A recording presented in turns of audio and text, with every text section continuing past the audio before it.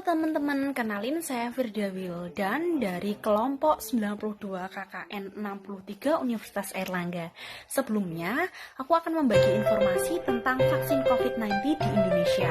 Nah, sedikit informasi, akhir tahun 2019 merupakan awal mula adanya penyebaran sebuah virus yang dikenal sebagai coronavirus disease atau COVID-19.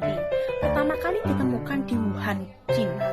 Virus tersebut menyerang saluran pernafasan pada manusia. Nah, orang-orang menganggap bahwa virus COVID-19 merupakan virus yang biasa. Akan tetapi, virus tersebut mampu menyebar ke seluruh dunia, termasuk Indonesia.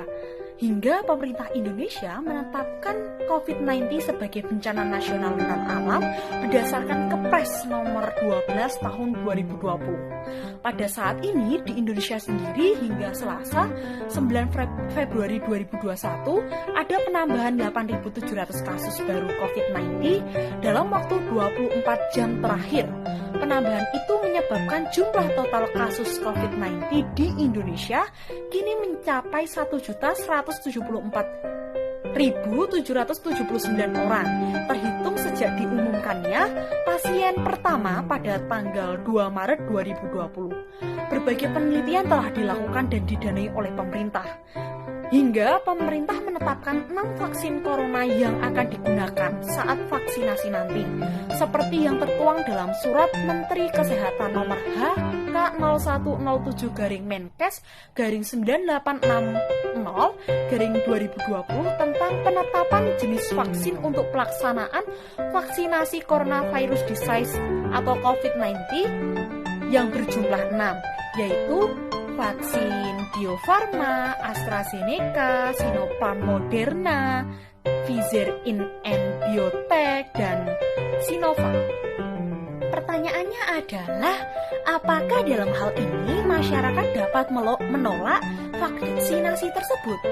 Jawabannya adalah tidak, teman-teman. Karena apa? Karena ketika kita melihat pada ketentuan pasal 56 Undang-Undang Kesehatan yang pada intinya menjelaskan bahwa pasien dilarang menolak tindakan yang diberikan padanya yang mana penyakitnya dapat secara cepat menular ke dalam masyarakat yang lebih luas, termasuk COVID-19. Nah, untuk ketentuan pidananya diatur gimana sih? Ketentuan pidananya sebenarnya diatur pada pasal 14 ayat 1 Undang-Undang tentang wabah penyakit menular yang menyatakan bahwa barang siapa dengan sengaja menghalangi pelaksanaan penanggulangan wabah sebagaimana diatur dalam undang-undang ini diancam dengan pidana penjara selama-lamanya 1 tahun dan atau denda setinggi-tingginya 1 juta rupiah. Nah, dalam hal ini ketika teman-teman mencoba untuk menolak divaksin, otomatis kan tindakan tersebut merupakan tindakan menghalang-halangi penanggulangan wabah COVID-19, sehingga secara langsung teman-teman dapat dikenakan loh dengan aturan dalam pasal 14 ayat 1 Undang-Undang tentang wabah penyakit menular. Pun di Jakarta sendiri sekarang ini teman-teman sudah mengatur kebijakan yang dikeluarkan, kebijakan terkait sanksi yang diberikan ketika masyarakat menolak untuk dilakukan vaksinasi COVID-19. Nah, jadi lebih paham kan tentang aturan vaksin di Indonesia? Yuk ikuti peraturan yang berlaku demi keselamatan diri sendiri, orang terkasih, dan tentunya untuk membasmi coronavirus. Bye, sampai ketemu di lain kesempatan. Salam sehat dariku.